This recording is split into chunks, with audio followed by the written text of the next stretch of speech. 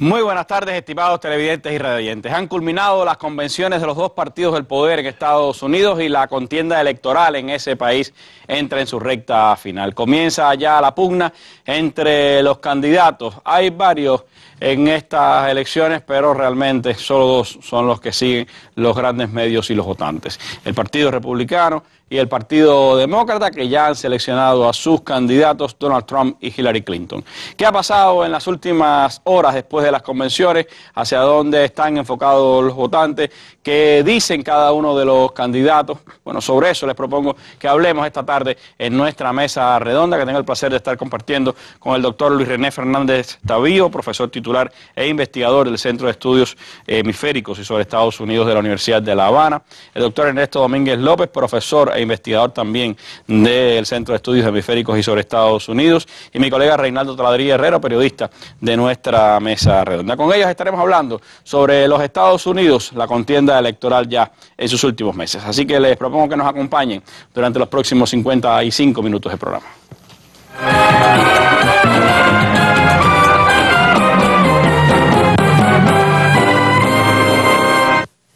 Y antes de entrar en el tema de nuestra mesa de hoy, vamos, como es habitual, a la sección La Noticia del Día, que tiene lugar en los mismos Estados Unidos, la que hemos escogido para el día de hoy. El estado de Texas ha autorizado el uso de armas en las universidades de ese país. Sobre eso, muchísima controversia en los Estados Unidos y en el mundo.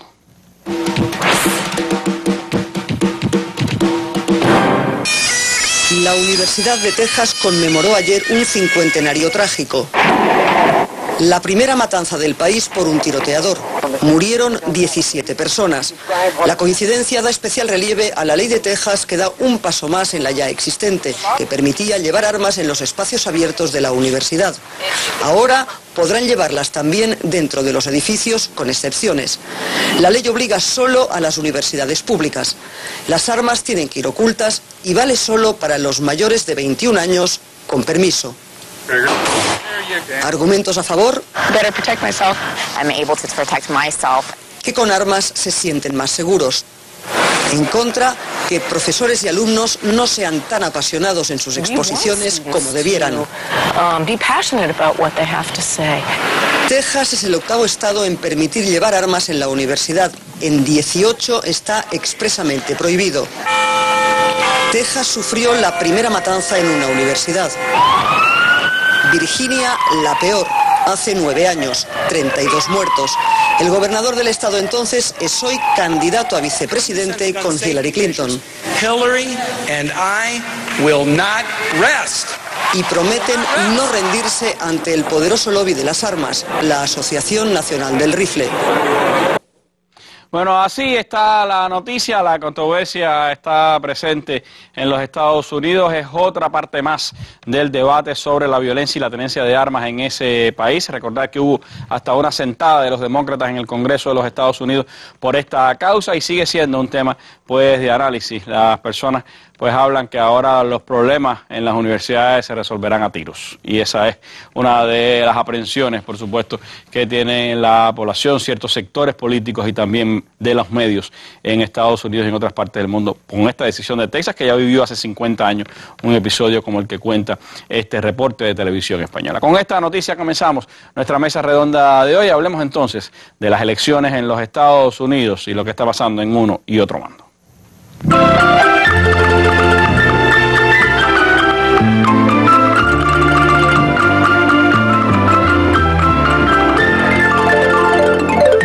Han pasado 4 días, pero la polémica sigue activa. El matrimonio Khan, que perdió en Irak a su hijo, musulmán y militar de Estados Unidos, acusó a Trump de no sacrificar nada por el país. You have sacrificed nothing. Trump contestó, atacando a la madre.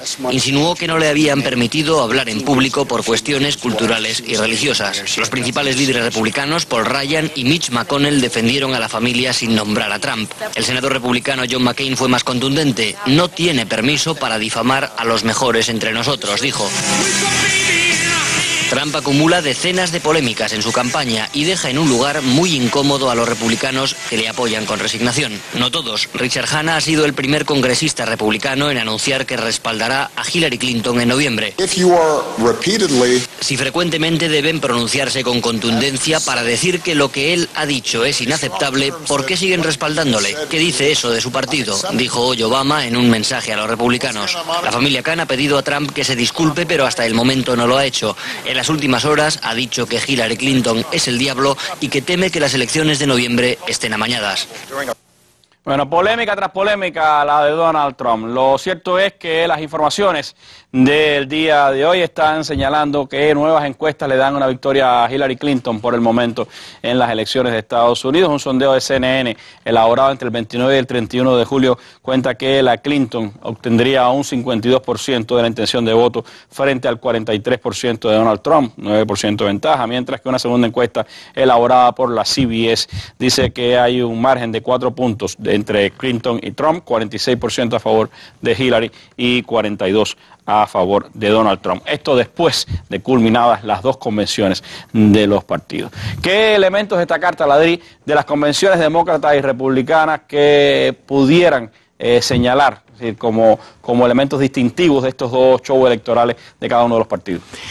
A ver, las convenciones no son decisivas, ya lo dijimos. Lo que vale ahora, sobre todo es septiembre, octubre, ellos le llaman los últimos 100 días que ya empezaron a partir de ayer, o de antier, mejor dicho, y eso es lo que vale.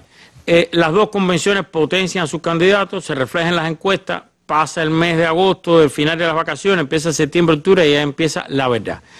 No obstante, yo creo, después de pasar a las convenciones, que son cosas milimétricamente organizadas, el video perfecto, el tiempo exacto, como explicamos el otro día aquí, son cosas muy bien pensadas. Esto fue una genialidad de los demócratas, traer a un matrimonio musulmán, que su hijo era capitán, que murió, creo que fue en Irak, fue en Irak, para atacar a Trump usando la Constitución de Estados Unidos.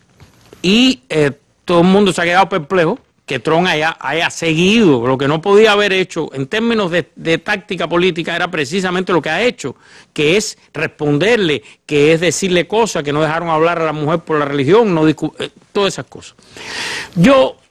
Esas encuestas de voto, acuérdate que indican, y son muy importantes, pero acuérdate del año 2000. Y son encuestas nacionales. Del año y 2000 aquí esto es voto a estado. Que Gore sacó cuántos votos más, y por 537 en la Florida. Perdió las elecciones. Bien. O le quitaron las elecciones. Sí, todo parece indicar, dice todo el mundo, él mismo lo dice, se ríe, se presenta, ya cuando hace las cosas, habla de medio ambiente, se presenta eso. Por cierto, ahora querían acusarlo de algo, a Gore, a estas alturas. Bueno, en los modelos estado por estado, a ver quién saca los 270 votos electorales. En un estudio que se hizo la semana pasada entre un grupo de 15 expertos, 14 le daba la victoria a Hillary. Y en todo sacaba a Hillary más de 285 votos electorales. Solamente uno le daba, de los expertos, le daba la victoria a Trump. Hay 40 estados que ya están decididos, quedan unos 10 estados. De esos 10 se va a ir reduciendo a Ohio, Florida. 4 o 5 que siempre son los pendulares que deciden. Sobre todo Ohio y Florida por la cantidad de votos electorales que tiene. Yo sí, de este trabajo de Televisión Española, sí, está muy bueno. Está muy bien resumido lo que está pasando en los últimos días. Ahora, mira, Hillary está gastando 6 veces más dinero que Trump. Trump cuenta con que diciendo que Hillary es el diablo y que hizo un pacto con el diablo, o sacando un Twitter, va a tener toda la atención que a Hillary le cuesta pagar un anuncio. Así le funcionó en las primarias, claro, con los otros, pero esto no es igual. Los anuncios que está sacando Hillary Clinton, la campaña, no ella, la campaña son demoledores, el anuncio de los niños es demoledor. Ponen a Trump burlándose de una mujer, burlándose, diciendo que los mexicanos son asesinos, burlándose de un periodista impedido físico y niños mirando la televisión. El partido ha sacado rédito incluso de fotos de Trump y su esposa riéndose con los Clinton en una recepción. Entonces, está gastando 6 veces más dinero. Tiene 6 veces más dinero. Pero hoy, un congresista republicano, y no sale ahí, lo único que no sale en ese reportaje, la jefa de gabinete de Jeb Bush acaba de renunciar al partido y dijo que iba a votar por la señora Clinton si en la Florida era cerrada. Si no era cerrada, no. Lo anunció. Warren Buffett, Michael Bloomberg, Los multimillonarios del establishment. Warren Buffett hizo un meeting con Hillary. Michael Bloomberg, ayer lo explicamos en la esquina, o antier, habló en la convención. Ayer, perdón, ya estoy mal ya. Habló en la convención, pero habló en qué términos. Dijo, yo soy de Nueva York. Cuando yo veo un estafador, yo sé que hay un estafador. No hizo. Warren Buffett ayer retó a Donald Trump con Hillary Clinton sentada al lado. Estamos hablando de gente que decide. Los hermanos Koch ya dijeron que no hay nada para Donald Trump. Pero que han sido durante las últimas campañas electorales los grandes financistas de los candidatos republicanos. Tú sigues el dinero de los hermanos Koch, de Steve Wynn y del otro de Las Vegas, ¿cómo se llama? Bueno, son 2 o 3. Sigue ese dinero que casi siempre va a parar al ganador muy cercano. Ahora, ¿qué pasa? Los libertarios y los verdes están sumando consistentemente, ahí sí es importante esa encuesta, cerca del 15 o más % de los votos. Aunque dicen que le quitarían votos también de gente de Bernie Sanders que no quiere votar por Hillary, eso se ha ido reduciendo, se han ido poniendo de acuerdo en una serie de cosas en la plataforma demócrata, en lo que van a hacer.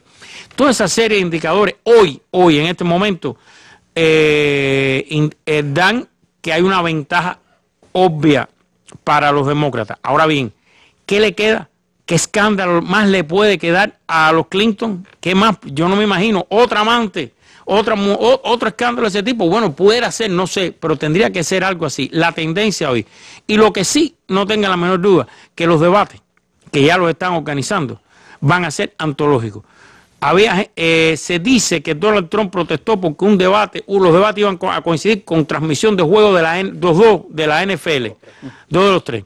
El fútbol americano, que es el deporte más popular en ese país. Y un quarterback, o sea, un capitán, uno de los principales jugadores de uno de estos equipos. El organizador. Dijo, óigame, jamás yo hubiera dejado de ver un partido de fútbol por ver un debate presidencial, pero yo le aseguro que no me lo voy a perder, aunque coincida con uno de los partidos. No cabe duda que todavía lo mejor en términos de espectáculo, de circo, ese es un programa que está haciendo una cadena de televisión americana, el Gran Circo Político, está por venir. Pero los indicadores estos yo creo que ya hay que tenerlos en cuenta. Bueno, de escándalo de esta forma vamos a seguir hablando un poco más adelante porque estos no cesan en esta campaña electoral norteamericana, pero me gustaría apuntar a un elemento que hablaba Taladrí y Ernesto, y es el tema de que se va estrechando la unidad de CIA o las aprehensiones en el Partido Demócrata. Los dos partidos llegaron con los candidatos con muchos opositores, es decir, Hillary con todos los seguidores de Sanders, Trump con todo el establishment del partido y con buena parte de los candidatos que lo acompañaron durante las primarias. En tu opinión, ¿cuál de los dos partidos salió más fortalecido o más unido después de estas convenciones? Bueno, buenas noches. Hay una realidad, los dos partidos llegaron, como tú decías, a las convenciones con fracturas internas, con divisiones, con polémicas muy profundas, incluyendo en el caso de los demócratas, por ejemplo, toda la idea de la acusación de boicot contra la campaña de Bernie Sanders, que fue realizada aparentemente, parece que es real, por parte del Comité Nacional Demócrata. Al menos le costó la dimisión, o la que presidía el comité tuvo que dimitir, o sea, hubo toda una serie de conflictos detrás. Sin embargo, las actitudes en el medio de la convención y en el periodo inmediatamente posterior de las figuras que encabezaban estas oposiciones, los principales candidatos, fueron muy diferentes. Por un lado tienes la actitud de Bernie Sanders diciendo sí, hay que apoyar a Hillary Clinton porque la alternativa es quién es. La alternativa es Donald Trump y no podemos irnos por esa alternativa y todo aquello.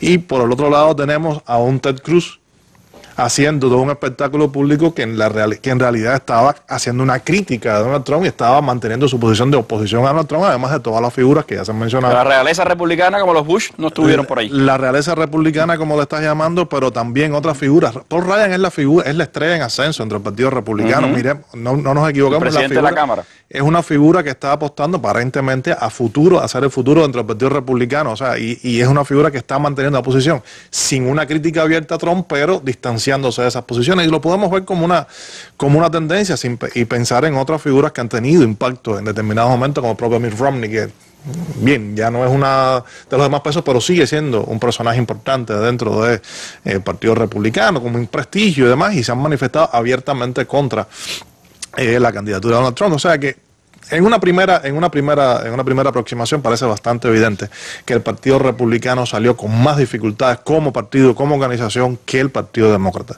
Hay que ver cómo se traduce eso en términos de movilización del electorado, porque el partido como organización representa una especie de comité para movilizar a los posibles electores mucho más que una organización con militancia que no tiene mucho que ver con eso, aunque hay afiliación partidista, hay preferencias en la votación de un partido u otro, hay polarización en ese escenario también, más allá que una larga discusión al respecto, y sí hay demostrado que hay una tendencia a una polarización ideológica y partidista entre, sobre todo los que son políticos en activo, pero también de alguna medida entre las bases electorales de ellos, que no quiere decir que sean radicales. Esas palabras hoy de Obama parecen un poco venidas a ahondar esa llaga, a tocar ese punto de cómo el liderazgo republicano puede apoyar entonces a Trump. Sí, pero vamos a mirar además una segunda parte. ¿Cuáles son los dos candidatos a vicepresidentes seleccionados por los dos candidatos principales y a qué apunta cada uno de ellos? Si miramos el candidato Tim Kaine, el candidato a la vicepresidencia por el Partido Demócrata,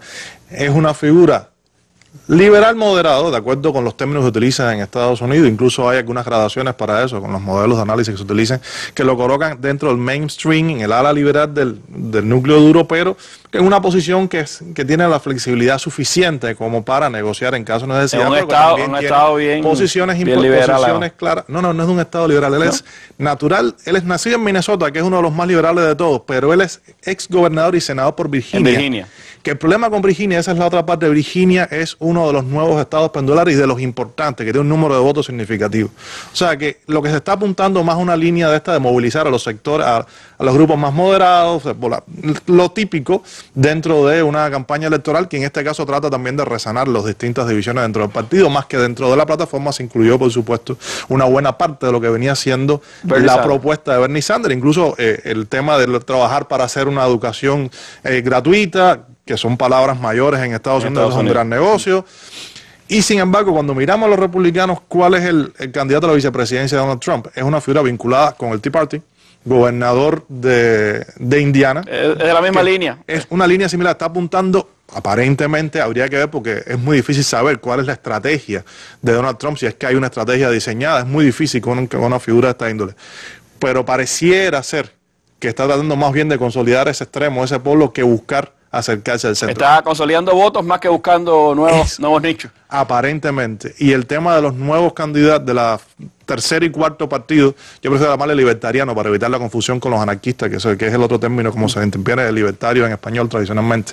El gran problema es que en esos dos partidos, el verde y el libertariano, se están llevando, sí, 15%, pero no es 7,5 y 7,5. No. El tercer partido sería Partido Libertario, y hay que ver por qué no le quitan votos exactamente a la misma gente. 9 y 6 está la proporción, más o menos. Los libertarios le quitan más a los republicanos. Tradicionalmente. Pero puede variar porque no todo el mundo, no todo el Partido Demócrata es liberal, ni todo el Partido Republicano es conservador, aunque... El campeón de eso fue Reagan, cuando creó los demócratas reaganianos. Exacto. Que fue la primera vez que se rompió esa estructura clásica que Reagan lo hizo. Todavía quedan, dicen. Hay quien dice que Mike Pence es el político washingtoniano, aunque sea cercano al Tea Party, pero es el hombre que puede... asociarlo con el establishment. Puede, exacto. Sin darle imagen, porque no es un tipo que está... Es el hombre que lo ata al establishment. Pero no está en Washington, es distinto. En el primer encuentro que tuvieron, dicen todo el mundo cometieron un error. Los dos juntos en una entrevista en 60 Minutes de la CBS. Y cada vez que hacían una pregunta, era una posición diferente. Y olímpicamente Trump decía, él piensa distinto, pero no importa. No importa. Pasamos a la próxima, no importa. Pero tenían posiciones documentadas distintas sobre casi todos los temas. Sí, sobre todo porque Donald Trump, a pesar de todo lo que se dice, tiene algunas posiciones que no son exactamente iguales a las del Partido Republicano. Es una combinación. En lo que se puede decir que son las posiciones de Trump, que el gran problema es la incertidumbre. Ahí presentamos un ejemplo. La plataforma del Partido Republicano dice una cosa y Trump dice una cosa. Y Trump, todo lo que ha dicho hasta ahora en público es otra. Y eso para nosotros es fundamental, pero para las elecciones de ellos hay problemas más importantes en otras áreas. Seguridad social, en fin. Un ejemplo.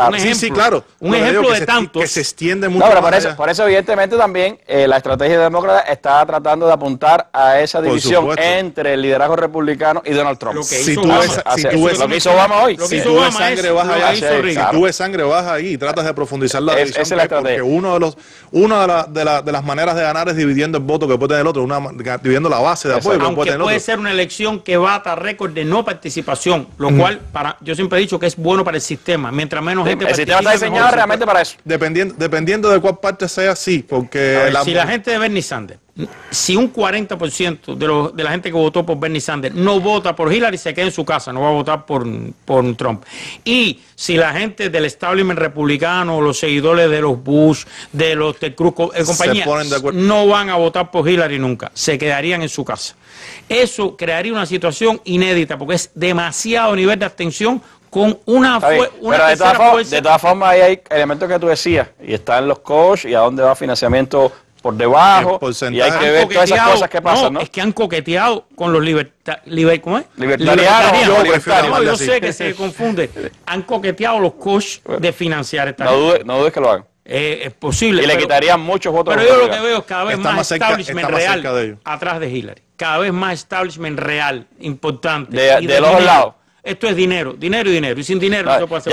Ya que un hombre como Warren Buffett, que es el non plus ultra, podríamos decir, del capitalismo norteamericano, del imperialismo norteamericano. Que tiene posiciones públicas cercanas al posicionamiento de los más liberales. Sí, o sea, es más liberal. Pero de todas formas, es una posición bien clara. Pero están haciendo cosas demasiado Bueno, pero vamos a ir a Luis René a ver qué piensa sobre lo que pasó en las convenciones. ¿Cuáles, en su opinión, fueron algunos puntos que dejaron estas convenciones para la contienda electoral?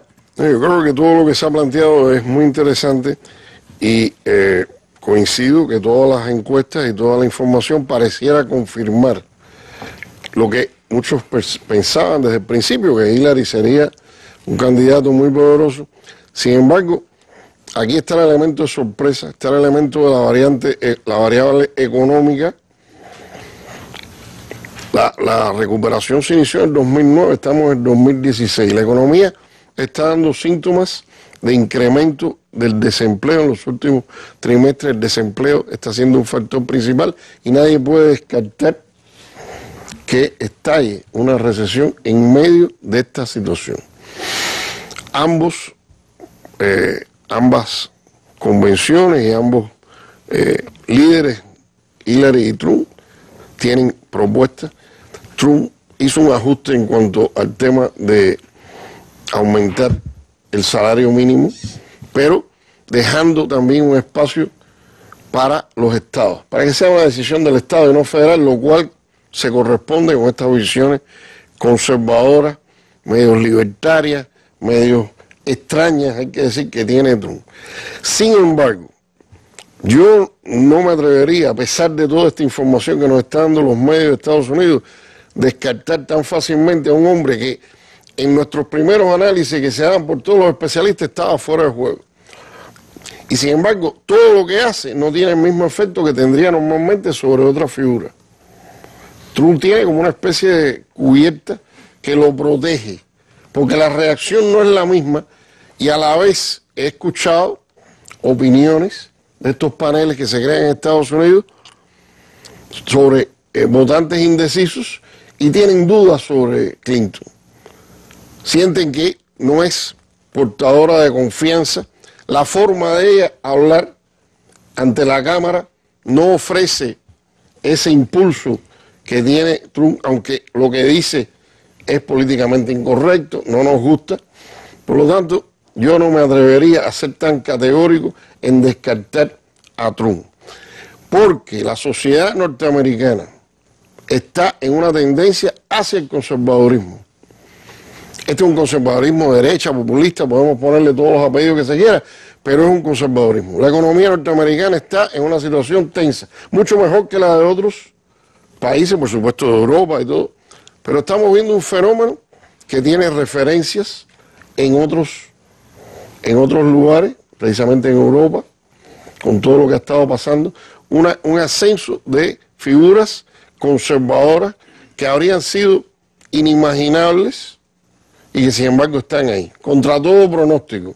Entonces, creo que los parámetros anteriores, la historia anterior de otras elecciones, no es exactamente lo que mejor nos sirve para esto. Y por lo tanto hay que guardar toda una serie de datos y posibilidades que pueden ocurrir, que pueden crearle problemas a la candidata demócrata y a la vez pueden favorecer en los debates contra todo pronóstico a la figura de Donald Trump. Sin duda es una decisión bastante complicada la que van a tener los electores norteamericanos, sobre todo cuando también en las encuestas se habla de que ambos candidatos tienen más imagen negativa que la positiva que tienen frente al electorado de los Estados Unidos. Pero de esos elementos podemos seguir hablando aquí en la mesa redonda. Yo les invito a que nos sigan acompañando. El presupuesto militar de Estados Unidos supera el de todos los demás países juntos. Sus exportaciones de armas duplican o triplican a las de los demás estados. Sus arsenales nucleares desplegados suman más de 5.000 armas estratégicas. Sus bases militares en el exterior superan las 500. Sus portaaviones nucleares y flotas navales dominan todos los mares del planeta. ¿Acaso el sueño americano puede ser modelo para el mundo?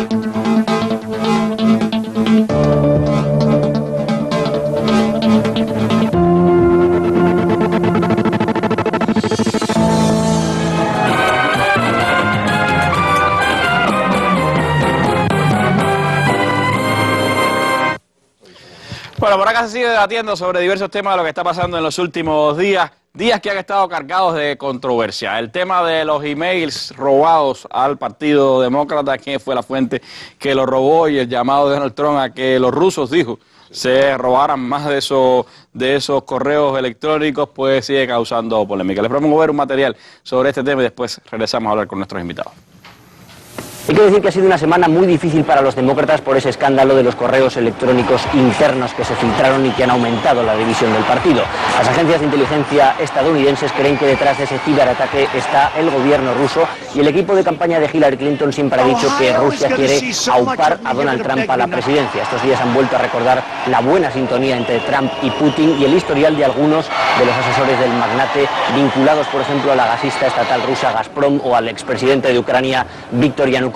Ayer Donald Trump se tomó todo esto a broma, incluso pidió a Rusia que atacara el correo electrónico de Hillary Clinton para recuperar cerca de 30.000 correos electrónicos borrados que, junto con otros muchos, fueron objeto de una investigación reciente del FBI.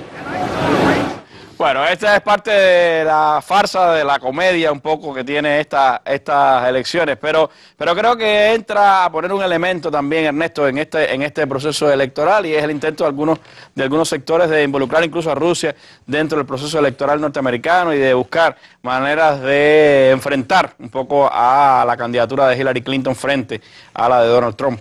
Sí, mira, hay un punto que es importante en cualquier proceso electoral, particularmente en Estados Unidos, aunque no solo en Estados Unidos, y es que una buena parte de la toma de decisión del elector en el momento de acudir a, metafóricamente, la urna, ¿no? Ahora está automatizado y todo lo demás, se basa o parte de las percepciones. Aunque la Florida todavía es...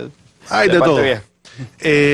Parte en primer lugar de la percepción que tenga ese ciudadano de los candidatos, de la situación, de su situación, de cómo se relacionan las posiciones, las posibilidades que tienen esos candidatos con ellos mismos, y por eso también el fenómeno del problema de la imagen y de las aparentes relaciones que tengan es tan importante. Si no, no se discutiría en los medios ni en los espacios académicos que se discuten, ni en los distintos escenarios que existe, si tal candidato luce más presidencial que el otro cuando debaten o cuando aparece públicamente, si aparece más honesto, si parece está más en consonancia con lo que piensa tal sector o más cual sector, más allá de cuál es el proyecto o el programa que puede tener o no tener. En este sentido, arrastrar todo este tipo de aspectos, ¿no? Como la supuesta participación de Rusia en en el hackeo de los correos y su entrega a Wikileaks y cómo se difundió de esta manera. Incluso se habla de planes más allá de esto, desde Rusia para debilitar al occidente, y se mete dentro de todo ese plano. Esto forma parte de todo esto, es ir construyendo imágenes, y puede ir por cualquier banda. Puede ir desde tratar de debilitar la imagen de un gobierno, de una administración, de un proyecto de seguridad nacional, del cual Hillary Clinton fue una parte fundamental en su momento, evidentemente, debilitar la imagen de ella misma a partir de lo que sale en el contenido de esos, o sea, porque son varios niveles. Primero, el hecho de que sea posible hackear estos documentos, el hecho de lo que aparece en esos documentos puede ser parte de esa campaña. Todo eso puede resultar anecdótico al final, pero puede ser fundamental dependiendo de cómo evolucione en combinación con el resto de los factores. No es el único factor, pero es uno de los factores. Y lo cierto es que a lo largo de esta campaña, quien ha ido experimentando escándalos de esta índole, que normalmente son los que se van utilizando para debilitar la imagen de un candidato, ha sido Hillary Clinton. Desde sus propios emails, desde este nuevo tema con el Comité Nacional. Primero con lo de Libia, ahora con el Comité Demócrata. Exacto. No, equivalentes del otro lado, bueno, Donald Trump nunca ha ocupado un cargo público, por tanto lo de él va más a cuestiones privadas y es más difícil de manejar, o no ha salido a relucir, más allá de que hay alguna bibliografía que sí está apuntando a que sus éxitos como hombre de negocios no son tan grandes. Bueno, una de las cosas que le pidió Warren Buffett es que presente su declaración de impuestos. Su declaración de impuestos. Para que demuestre a ver si verdad es tan rico como dice, etc. Que eso se lo han pedido a muchos. Exacto. Pero podrá sortear, por ejemplo, al contrario de Donald Trump, un revés, pudiéramos decir, como lo fue el discurso de su esposa en la convención y toda la cosa de que plagió el discurso de Michelle Obama, etcétera.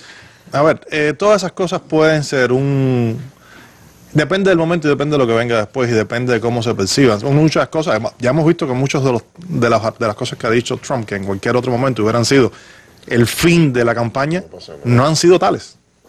No es lo mismo para Hillary Clinton. Hillary Clinton tiene que, por su propia proyección y por donde está punto, tiene que desempeñar el papel de una figura mucho más centrada, mucho más dentro de los cánones del político, pero tiene que salirse también un poquito de esa línea porque lo está demandando la situación.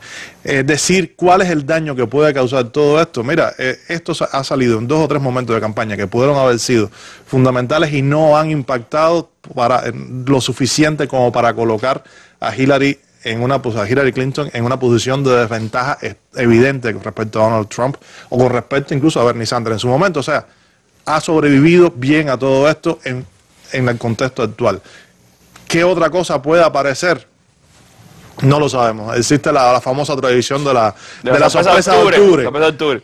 No sé, no es que no pueda ser, pero parece ser que es lo suficientemente, ¿cuál es el término? Resiliente. Sí, pero Ernesto, a ver, yo me pregunto, esos millones de votantes religiosos, vamos a llamarle evangélicos, como le llaman ellos, que son bastante disciplinados en el voto. Millones. Sí, 20, 30, 40, 50 millones. Más el republicanismo clásico de la historia del Partido Republicano. Ese es el que está más difícil. Bien, pero vamos, ayer el New York Post sacó las fotos de la esposa de Donald Trump desnuda con otra mujer cuando ella era modelo.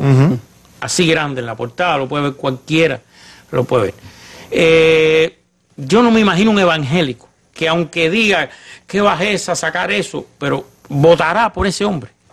Entonces ahí viene la historia que era de Eslovenia y que ella era modelo y que empieza todo eso. Ese votante rural, evangélico, que son millones a los cuales Karl Rove logró sacar a votar en el 2004, que en el 2000 no votaban por Bush porque no lo consideraban lo suficientemente duro, puro, vamos a llamarlo así. Ese voto. Segundo, los hispanos. George W. Bush en el 2004 sacó el 44% del voto hispano. Fue la última vez. Récord, y hay quien dice que eso es lo que le dio la cerrada victoria sobre Kerry, que fue cerrada, no fue de calle. Ohio decidiendo y todo. Yo no me imagino que cuánto del voto hispano después del muro, después de los asesinos, violadores, etcétera, va a sacar. Va a tener voto hispano, pero no debe ser alto. Uno de los más bajos probablemente en la historia republicana. Ni siquiera el de Romney, que fue bajo, ni siquiera el de Romney va a llegar. 27%. ¿Cuántos estados decidió ese voto en el 2012? Colorado, Nuevo México, etcétera. No, entonces, California. Bueno, No, California, que es el bastión demócrata. Lo es, entre otras cosas, por el voto hispano. Nos entretuvo en sacar los números. Entonces, cuando tú vas sumando esas cosas, 55 votos electorales. ¿Cómo puede remontar eso? No, a ver, es muy difícil, sobre todo, a ver, mira, ahora mismo... Y además, espérate, y la campaña demócrata tiene 6 veces más dinero. Yo insisto que sin dinero no se puede hacer. La ruta del dinero siempre es importante. Es a la fundamental. hora de follow the money, ¿no? Follow the money. Entonces, es verdad que le funcionó con los otros. Decirle, oye, le dijo ayer Bush, cállate, escucha. Le funcionó con los republicanos. Lion Ted mentiroso, funcionó. Sacaba un Twitter y no tenía que gastar dinero en un anuncio. Todo el mundo habría lo que veía. ver ahora que ya no le alcanza con ese voto, o tiene que dejar a los otros en su casa, o tiene que atraer votos de otra parte. Pero pasa también con ese hecho de que en vez de ampliar la base de sus votantes, lo que hizo fue alinearla más con pero hay una cosa en la que Ernesto sí tiene razón. Del otro lado, la candidata demócrata, el 40% de los votantes de Sanders todavía no están decididos a votar por ella. El 60% de los votantes en general la consideran deshonesta, una gente deshonesta. Pero además, los independientes... Es lo que decía que, pero los dos candidatos, para los dos candidatos, la suma de votos negativos, de gente que no los considera sus líderes, ¿y qué puede pasar? mayor, ¿no? ¿Y qué puede pasar pero entonces? Que se queden en su casa. También existe la parte, voy a votar por este porque si no se gana el otro. También existe. René hablaba de la sorpresa de octubre que puede ser la economía, pero es que el tema de la economía ni siquiera fue importante casi en las convenciones, ¿no? Sí, pero puede serlo, y sí es un tema que ellos se han tratado de acercar por el tema del salario mínimo y la diferencia que se aplique. Pero lo han visto más desde el punto de vista, yo creo, social, que desde el punto de vista del funcionamiento de la economía. No, el problema sí, pero tiene que ver porque es el problema de los salarios reales, y eso sí es un tema, y sobre todo un tema en aquellos estados que se considera deben ser decisivos si... Pero ahí los demócratas, por ejemplo, en el salario real tienen la gran ventaja de que ellos han sido los defensores del incremento del salario mínimo. Pero ahí tiene razón él. Cuando tú le preguntas a los americanos, ¿quién sería mejor comandante en jefe? Hillary Clinton. ¿Quién tiene mejor carácter y personalidad para gobernante? Hillary Clinton. ¿Quién manejaría mejor un gobierno? Hillary Clinton. ¿Quién manejaría mejor la economía? Ahí está de calle Donald Trump. Pero eso es hasta que declaren los impuestos. No, pero las ideas de Trump, las ideas de la propuesta, él incluso se lanza cuando le piden precisar, que por supuesto él es muy impreciso, dice, no, eso se decida a través de los estados. Y eso es un punto a favor, porque el tema de, primero, el rechazo al establishment político a favor de Trump. Nadie hablaba de Trump, no, que si la familia Bush, que qué sé yo, y bueno, ¿cómo me explican ahora este fenómeno? La familia Bush todos los del establishment, no, y trampas que le iban a sacar, todos se pusieron de acuerdo, pusieron todo el dinero, toda la cosa, y este hombre, ¿por qué? Es blanco, ¿verdad? Y está jugando con los valores de anti-establishment que han tenido tremenda fuerza. Exitoso, empresario exitoso, multimillonario. Yo sugiero, no olvidemos de eso. Hombre de los medios, o sea, que domina también las cosas de la comunicación, ¿no? Es un individuo muy hábil, a pesar de que a nosotros nos moleste lo que él diga, y racionalmente sus propuestas puedan parecer racionales, pero para un votante norteamericano muy débil en su formación, eso es impactante, porque va a algo que es un fenómeno, como yo decía, el conservadurismo de los valores de la sociedad norteamericana, que es defender, como dicen ellos, América, defender a los Estados Unidos. Y eso tiene que ver incluso con que hasta Clinton ha movido la propuesta sobre el tratado, el TPP, Trans-Pacific Partnership, a rechazarlo. Aunque sí dice, voy a aprobar el acuerdo de libre comercio, estoy a favor del acuerdo de comercio con el Atlántico. Pero fíjate cuántas cosas están pasando por eso. No son temas superfluos, no son temas secundarios. Y sí, eso frente a la Clinton, cuando usted la ve defendiendo las posiciones en televisión, no es lo mismo. No sé qué pasará en esos debates. Pero sigamos un poco más allá. En la economía sí, en la economía sí, no cabe duda que es fuerte. Ahora bien, cuando Trump dice que quiénes somos nosotros para decirle a Turquía lo que tiene que hacer con todos los problemas que tenemos ahí, le caen arriba los paneles como estos de toda la televisión americana. Se contradice a la misma vez. Se contradice a la misma vez que dice, vamos a hacer una América más grande que la que tenemos, una América más poderosa. Entonces, vamos a un punto. Le caen arriba. Hay un punto que me parece importante. Va generando paneles parecidos en todos los canales de televisión porque ha atacado un punto sagrado. que son los principios imperiales. La cosa militar. De que yo soy la nación predestinada. Bueno, la señora Clinton, unos días después de eso, fue a la Asociación de Veteranos, el primer día de la convención, a hablar de nuevo. A mí me parecía estar oyendo a Condoleezza Rice, porque es el mismo discurso. Somos una nación predestinada. Hay que recordar que aunque Hillary es precursora, defensora del tema de la diplomacia inteligente, la diplomacia pública, pero es la más conservadora dentro de toda esa... Poder inteligente no significa renuncio al uso de la fuerza. Pero mira, el poder duro es simplemente combinarlo. Yo citaría, y es otra cosa. Yo citaría a Mark Twain. Mark Twain dijo que si votar fuera tan importante, no nos dejarían hacerlo. Vamos a hacer un breve alto y regresamos. Un breve alto y regresamos aquí a la mesa redonda para seguir hablando de este tema.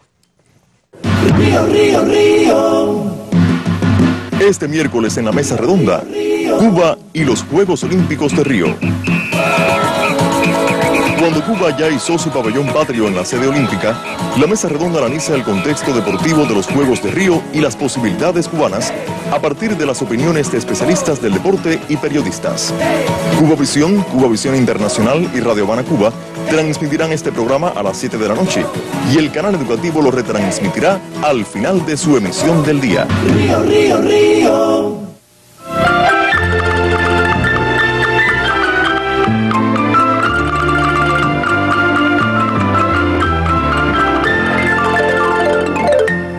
Bueno, ya vieron lo bueno que se ha puesto el debate. Aquí todo el mundo quiere poner algo sobre este tema, pero yo le propongo refrescar con algo de lo que pasó en los últimos días y que tiene que ver también con ese uso intensivo que están teniendo las redes sociales dentro de las campañas políticas norteamericanas. Algo de lo que Barack Obama fue el primer, podríamos decir, impulsor, el que lo convirtió en el non plus ultra de la campaña política norteamericana y que esta vez pues ha tenido también reflejo en las campañas de los diferentes candidatos políticos. Ahora, hace unos días Hillary Clinton abrió una cuenta de Twitter dirigida a los hispanos, hablándole en español a los potenciales votantes hispanos en los Estados Unidos.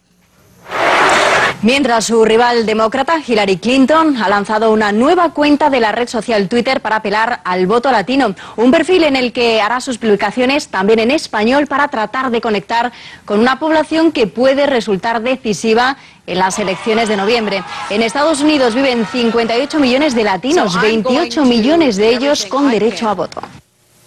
Bueno, los latinos, hablabas ahorita, Ernesto, de que California, que es el estado que más votos electorales da, bueno, por supuesto los hispanos tienen un peso importantísimo. ¿Cómo conecta todo esto? Es decir, ¿cómo ves ese voto hispano dentro de los Estados Unidos, el peso que va adquiriendo y lo importante que puede ser para los demócratas en estas elecciones? Mira, el tema del voto hispano es tan importante como que sin el voto hispano sacado de la ecuación, Obama perdía en 2012. Así llanamente. Perdía incluso estados como California. No estoy hablando en términos generales que debería, no, sacando a punta de lápiz los números, si se excluimos el voto hispano, simplemente quedaba fuera de competencia. Eso es tan importante como eso. ¿Por qué? Porque el voto blanco no hispano está lo suficientemente dividido desde hace bastante tiempo como para que el voto de las minorías, en la manera, así se les llama, de la manera en que se distribuye, hispanos, afroamericanos, en la manera en que se distribuye termine siendo decisivo. Y particularmente el voto hispano, el llamado voto hispano, voto latino, que hay toda una discusión en torno a esa definición, es el que más rápidamente está creciendo, el que a futuro tiene un mayor potencial de crecimiento, no solo como población total, sino por el hecho de que una gran parte de esa población hispana, latina, es nacida en Estados Unidos y es además joven y todavía está llegando de manera... Tienen más hijos normalmente que la población. Aunque uno de los factores de crecimiento importante es la inmigración, hay niveles de naturalización que varían de una comunidad, de una comunidad nacional a otra, hay diferencias, pero como conjunto, porque tampoco los hispanos son un bloque, hay diferencias, pero como conjunto la tendencia ha sido desde hace mucho tiempo a ser mayoritariamente favorable a los demócratas. Y si miramos el discurso y la narrativa de las campañas, el discurso político de los distintos candidatos, los candidatos ahora mismo, es difícil pensar, en eso coincido, que el voto hispano pueda decantarse por Trump en lugar de por el voto demócrata. Lo que pudiera es no participar, eso también pudiera ser. Pero incluso si miramos en todo el contexto, no solamente la convención, sino todo el contexto de la definición de la boleta o de la candidatura demócrata, veamos, hay que ver que hubo por lo menos 2 hispanos que fueron considerados entre los posibles candidatos a vicepresidencia. Y eso también habla de que hay un interés en este sentido. Entre los republicanos hubo 2 candidatos, candidatos de origen hispano, pero de una parte, o sea, de origen cubano, que tiene características diferentes a muchos de los otros, al resto de las comunidades nacionales latinas.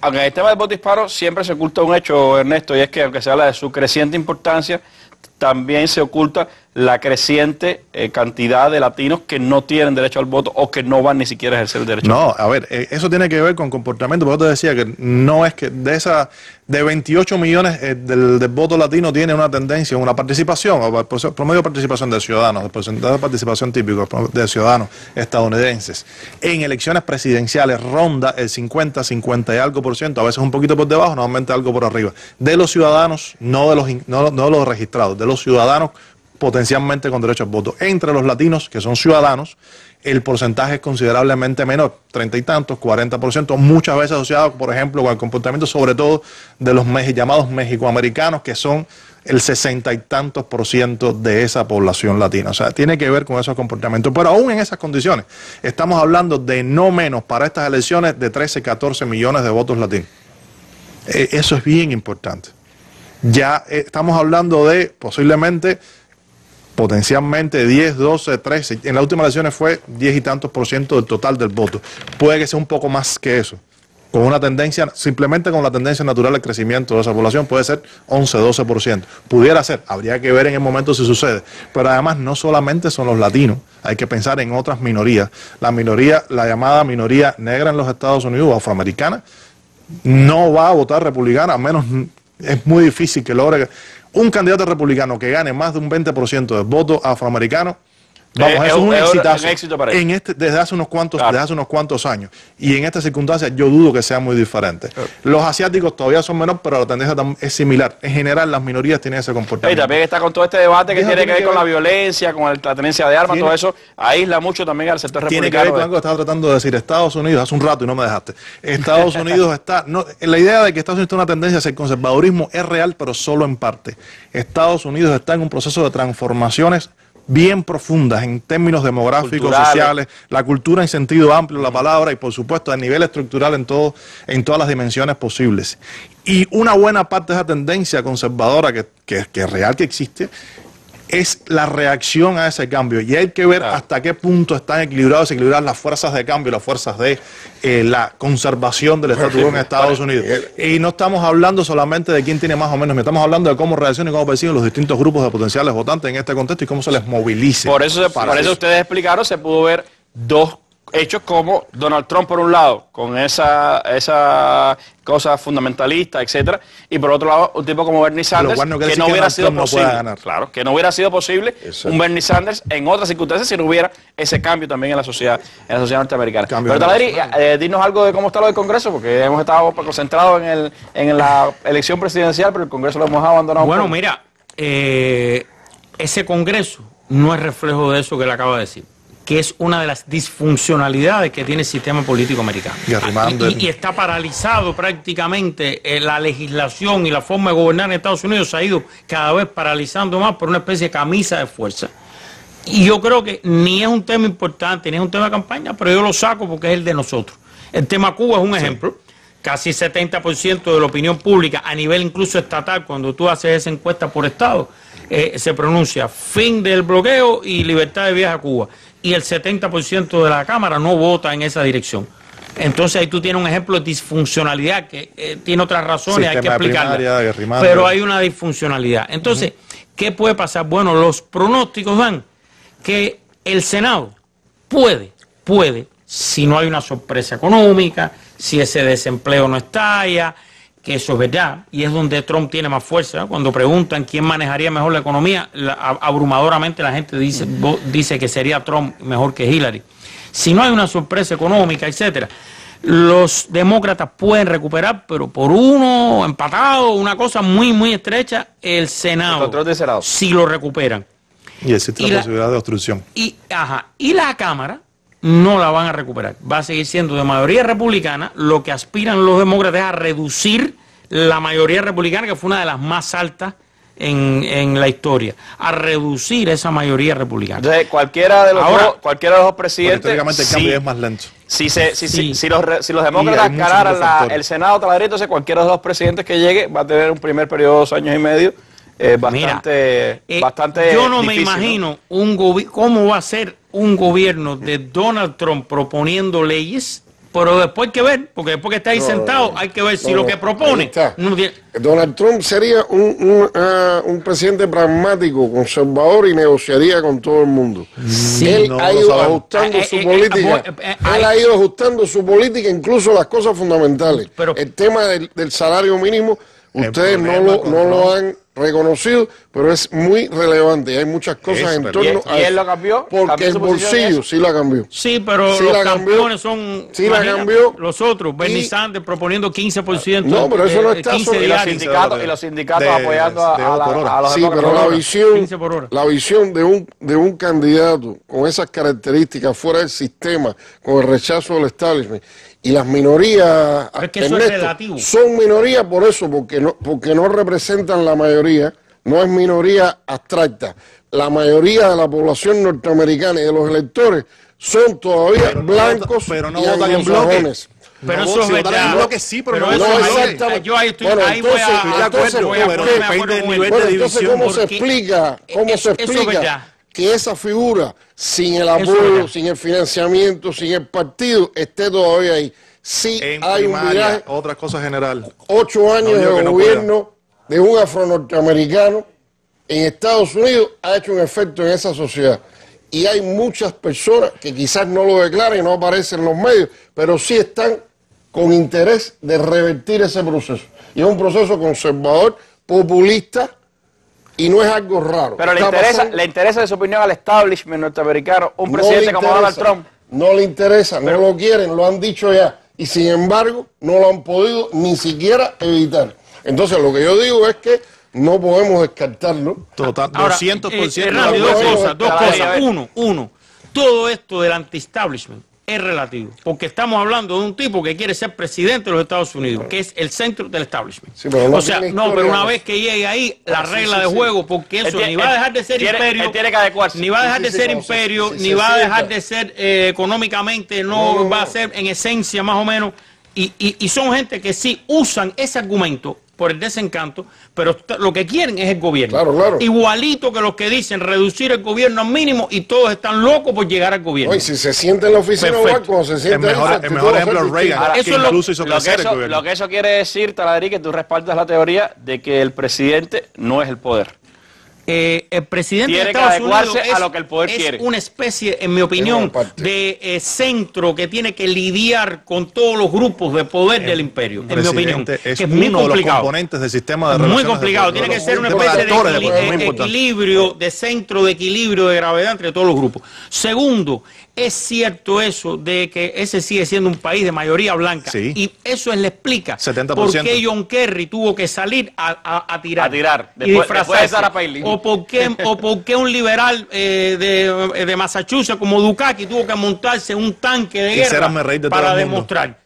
Eso lo explica. 70% de población blanca no hispana. Pero yo dije una cosa muy clara, en condición de división. Entre los blancos están divididos. Si vota en bloque, sí. No, si vota una mayoría bien amplia. Lo que pasa es que yo estoy de acuerdo con él es que hay que verlo a nivel de Estado. Porque esto hay que verlo a nivel de Estado. No solo a nivel de Estado. Hoy hay 2 estados no solo a nivel de Estado. Hay que verlo a nivel de Estado. Claro, los hispanos y los afro-norteamericanos votan mayoritariamente por los demócratas. Sí. En los blancos anglosajones hay una división más amplia entre republicanos y lo otro es la cantidad de limitaciones que nunca salen en la gran prensa para que voten los negros, los pobres y la gente así. Hay unos cuantos, para no decir en buen cubano, una pila de estados que hay una tremenda limitación en leyes de votación, de registro, no sé qué, que a quien perjudican es a los más pobres, a los negros, a las minorías, etcétera, y no se acaba de resolver. La distorsión que introduce el colegio electoral, que cambia todos esos porcentajes. De eso les propongo hablar en un próximo programa, y a Taladrí le invito a que vaya preparando en la esquina sobre esos temas para recordar algo de lo que hablamos en el 2000, que es la manera en que se trata de vetar el acceso al voto y la expresión política de las minorías en los Estados Unidos. Bueno, agradezco muchísimo a ustedes, he disfrutado muchísimo nuestra mesa redonda de hoy, espero que les haya servido para tener elementos de lo que está pasando en el inicio de esta recta final del proceso electoral en los Estados Unidos. Y me voy con las imágenes del día. Hoy Cuba elevó su pabellón patrio en la Villa Olímpica de Río 2016, apenas unas horas de que el viernes se inauguren estos Juegos Olímpicos. Nuestras imágenes del día, muy buenas noches.